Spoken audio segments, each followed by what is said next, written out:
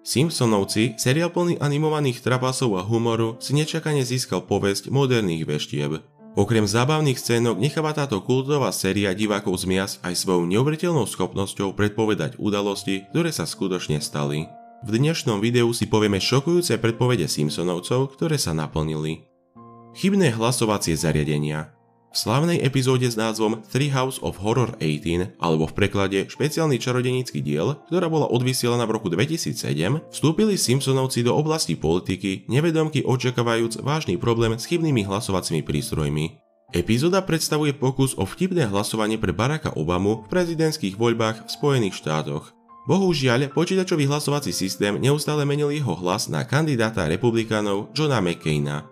To, čo malo byť odľahčeným komentárom o spoľahlivosti automatických hlasovacích systémov, nadobudlo nečakaný význam. V roku 2012 počas prezidentských volieb v USA sa objavilo virálne video z Pensylvánie napodobňujúce vtipný scenár, ktorý Simpsonovci v epizóde vyobrazili.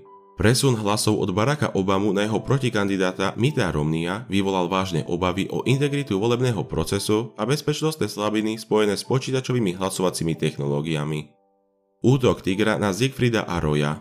Epizóda s názvom Springfield, alebo v preklade Ako som sa prestal báť, alebo legalizácia hazardu v Springfielde, ktorá sa prvýkrát odvysielala v roku 1993 počas 5. sezóny Simpsonovcov, obsahovala zápletku, ktorá na podiv predpovedala skutočnú udalosť.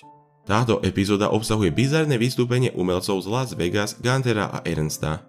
Satíra, ktorá sa nápadne podobá na legendárnych nemecko-amerických krotiteľov zvierat Siegfrieda a Roya, naberie dramatický spád, keď na nich počas ich vystúpenia nečakane zaútočí biely tiger.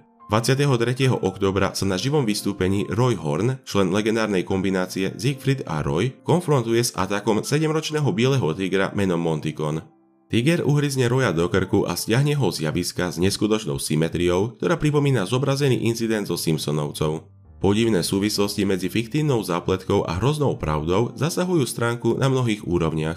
Strach zo smrti sa odohráva na javisku v Las Vegas s útokom bieleho tigra počas živého vystúpenia. Koniec karikatúry znamenal koniec Guntera a Ernsta, zatiaľ čo útok na Roya signalizoval koniec jeho významnej kariéry.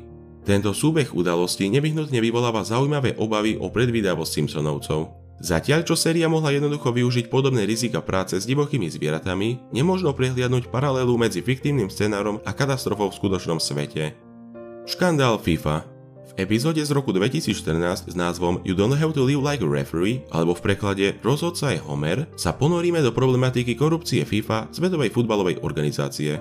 Dej sa sústredil okolo neuveriteľného času Homera Simpsona ako rozhodcu majstrovstiev sveta vo futbale. Táto úloha ho nevedomky priviedla k objaveniu rozsiahlej siete úplatkov, do ktorej boli zapojení vysoko postavení úradníci. Prekvapivo v roku 2015 realita dostala ozvenu satíry, keď svetom futbalu otriasla skutočná korupčná kríza FIFA. V šokujúcom zvrate udalostí Ministerstvo spravodlivosti Spojených štátov amerických obvinilo niekoľko kľúčových predstaviteľov FIFA zo zločinov od vydierania až po podvody a pranie špinavých peňazí. Táto skutočná katastrofa odhalila zakorenenú kultúru korupcie, ktorej sa bežne používali tajné techniky. Zatiaľ čo Simpsonovci prezentovali tieto problémy pre humorné účely, nemožno vylúčiť ďalekozrakosť v boji proti korupcii FIFA predtým, ako bola verejne vynesená na svetlo. Ekonomický kolaps Grécka.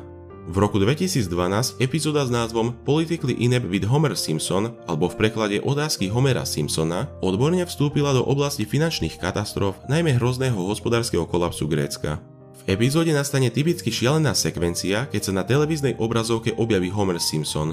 Posúvacia lišta v spodnej časti obrazovky priťahuje pozornosť divákov k titulku Európa kladie Grécko na eBay.